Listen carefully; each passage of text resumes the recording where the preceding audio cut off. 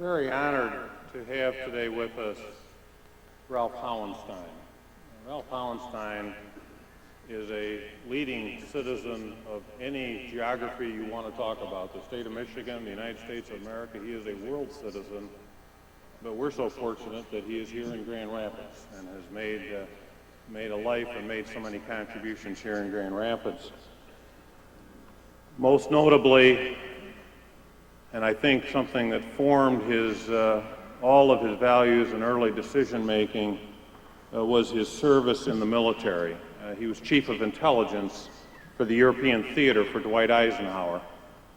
He personally was present at the liberation of Paris, the opening of Germany, and was there personally to witness the opening of the concentration camps as one of the first Americans to enter those scenes. And he has given his life to building up our communities. Built very strong business, but always used his business acumen not only to help the strength of his own business, but to start other businesses, underwriting bakery in Haiti, setting up schools of development in Florida for people to continue to find new ways to be self-supporting in business. And at age 92, Mr. Hauenstein has never retired. Through his generous philanthropy, this community has benefited at the Van Andel Institute, at St. Mary's, and here at Grand Valley State University, where his generosity has been the basis of our Hauenstein Center for Presidential Studies. Ralph, we are honored to have you with us today, and we look forward to your comments.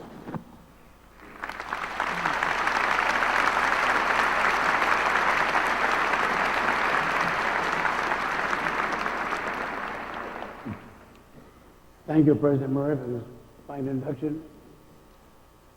And I would also like to pay my compliments to the Secretary for being present today.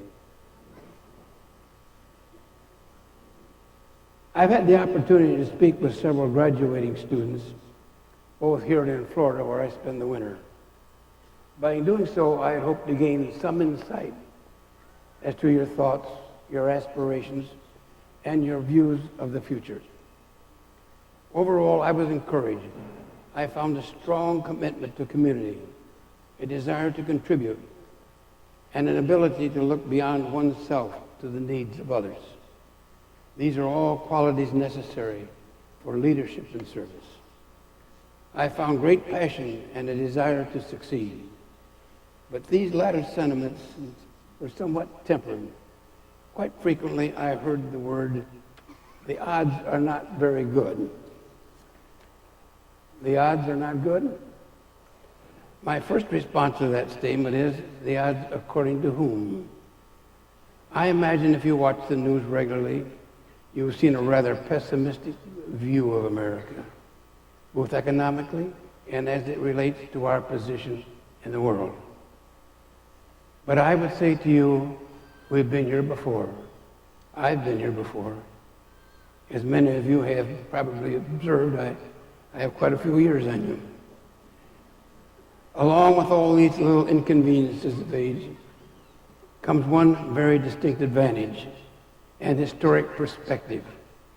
That is what I bring to you today as both a student of and a participant in history. I encourage you to join me in examining some of the long odds throughout our country's past. What were the odds of winning back in 1770 when a ragged, ill-equipped, half-starved army had to fight the greatest force at that time in the world? But George Washington did it. He overcame the odds. What were the odds of succeeding in the 1780s and 90s when our founding fathers, while little more than a desire and determination and an ideal, established a new nation, a nation that will eventually become humankind's greatest hope? And tell me, in the 1860s, the Civil War, to bring us together, to hold a nation together. Again and again, America has defied the odds. America has defied the odds because we Americans, individual citizens like you and me, have defied the odds. Those who are dedicated, who are courageous, who are visionary. Those who hold fast to their ideals. Those who don't lose faith. These are the Americans who make a difference, good lives, and lead us in leadership and service. Let me get into a personal story of odds. It's a wartime story. In the summer of 1943, I received my orders to report into London, England, where we were to plan the invasion of the continent. It was an appalling situation. I couldn't believe what I was reviewing at the time, to think that we were going to go against an enemy fortified completely from northern Norway down through the continent into the Balkans. And to think that we had to cross the channel, and an invading army has never crossed that channel since 1066. And here, that's almost 1,000 years later, we faced this tremendous task. It seemed almost impossible, and we hardly knew where to start. We were inferior in numbers of men, personnel, equipment, and yet we were determined to liberate Europe. And it befell to the intelligence division to come up with certain schemes and plans and operations.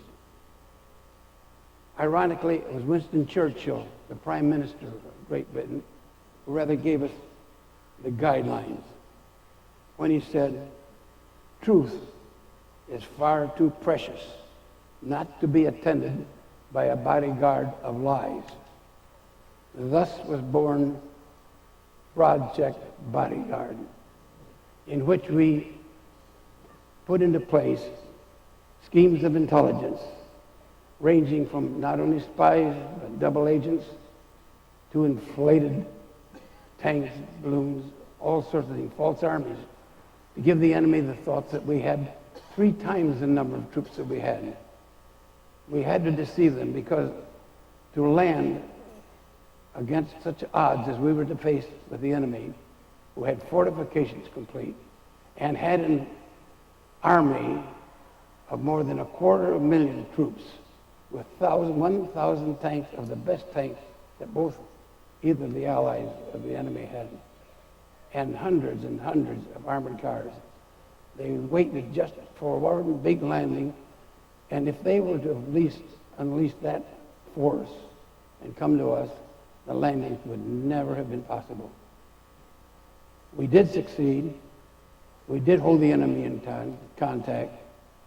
And while we landed 150,000 troops in that first day, we had to maintain certain, by an intelligence method, that the enemy could never release that terrible army against us, because we would have failed completely. And fortunately, intelligence did do the work, and we continued to hold that army in abeyance for 11 days. And it was 11 days before a single enemy troop was released to contact us. In the meantime, we were certainly able to land and have enough forces to carry through the war. Now, the odds of succeeding had not been good, not at all. But we turned them in our favor. It didn't just happen. It's because of leaders like Churchill and General Eisenhower. In closing weeks of the European conflict, I was with the Allied forces on the continent. I took part in the liberation of the infamous concentration camp Dachau. It's a sight one can't forget easily. Hundreds and hundreds of bodies. And as we stood and watched them, they were turning the bodies and putting them in the furnaces. And I went to the camp commander, the German camp commander. And on his desk he had lamps, the shades of which were made from the skins of prisoners. And I thought, something's wrong. Something's wrong. The scene was magic, terrible, horrible. And it remained with me many years, but it also was a decision point in my life. Shortly after my discharge from service, I returned to Europe to see how, or even if these conquered people, whose character I questioned, could endure. I thought their odds of national survival were slim. Germany's infrastructure was in shambles. Virtually all of the industry was in ruins. Many people were half-starved and living in fear and anxiety. But I also met people who were determined to rebuild, who possessed the vision of a peaceful and prosperous Germany. It was these Germans who would serve and lead the country to a better future, so I decided to work with them, and work with them in a way that would fit with American industry and markets. I'll give you an example. While traveling through a small village in Germany, I met a man making a baked good product. It was cut out, proofed, cut in the shape of a fish, and he was processing it mostly by hand. But I saw that it was a great prospect for a good item for America. And I helped this man, and he ultimately had a very successful enterprise, but we also brought it back to America, where I gave it to someone here in this country, and I think probably all of you may know it by now, because it's known as the goldfish crackers. For me, it was the beginning of a thriving import-export international business. For the United States and Europe is the model of what could be. Soon the United States government recognized these same needs and opportunities, and the Marshall Plan was born. This plan was a key element in America's efforts to rebuild war-torn Europe and to ensure political and economic stability. Our world is much better off because leaders back in the 40s and 50s ignored the odds, stuck courageously to their vision, and worked for a more peaceful, prosperous community of nations. Everyone in this arena has benefited enormously from their steadfastness. Well, that's a little history. What about the future? What about your future? What are your odds of success? I contend that if you are going to be a leader, if you are going to serve your community and your country, then you must not be timid or resigned to come what may. You must take the future into your own hands to the extent that you are able. You must work to turn the odds in your favor. Don't let yourself get down over pessimistic economic views. If the economy is going to rise out of an economic slump, all of us will have to think in new ways. Manufacturers will have to become more innovative, more creative, more efficient, more technically savvy. And don't forget the amazing opportunities out there. Opportunities my generation never knew. A professor at Harvard Business School named Juan Enriquez recently wrote a book called As the Future Catches You.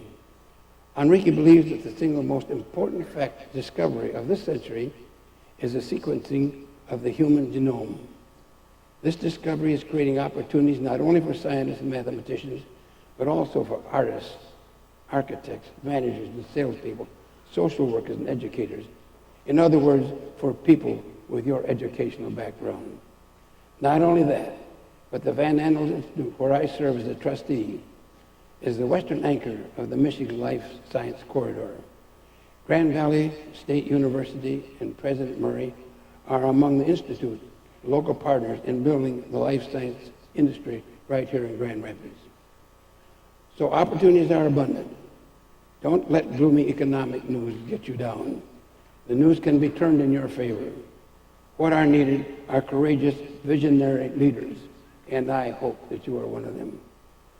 In your years of study at this university, you have acquired a foundation of knowledge and friendships that will sustain you throughout your lifetime. As to your future, I propose no nostrums, nor can I assuage any feelings of uncertainty you may have.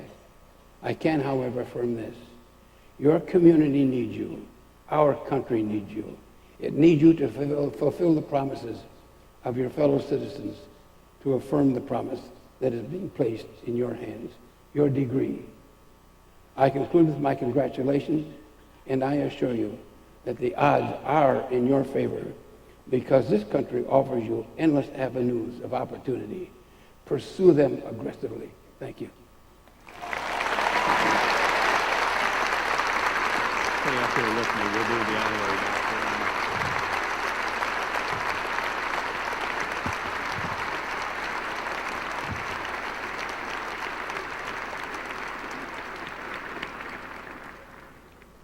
Ralph, we appreciate your words very much, and it is my privilege to participate as we award you an honorary doctorate of humane letters. And if I may read the citation. Please. Ralph Hauenstein, you have lived what philosophers call the good life. You've done so by consistently putting service above self. So let us start with the superlatives that come to mind when our community hears your name: patriotic, courageous, visionary, hardworking, generous, hopeful, and ever young. Your love of country was already evident at the age of 22 when you set out to become an officer of the United States Army. During World War II, you rose to the rank of colonel by serving with distinction under General Dwight Eisenhower, who relied on you as chief of the intelligence branch of the United States Army in Europe. You displayed courage when, as a second lieutenant, you fought against prejudice and opened up opportunities for African Americans with whom you served.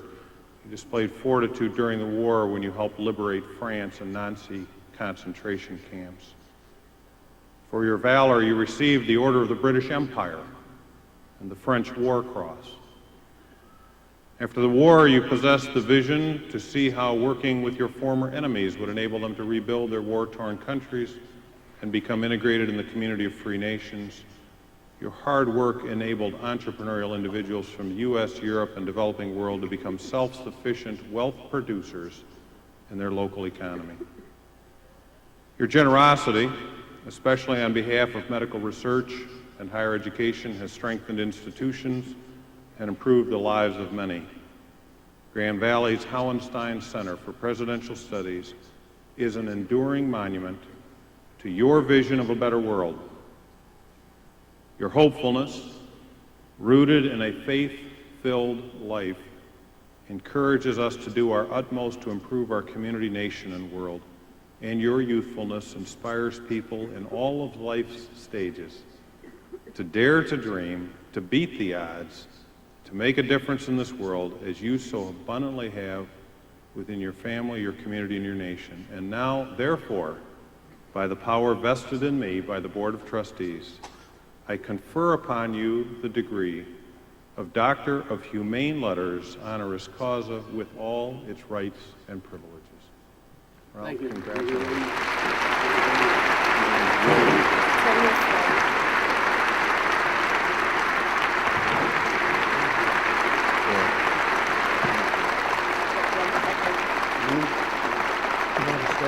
Yeah, yeah. You want to stay or go? I'll stay.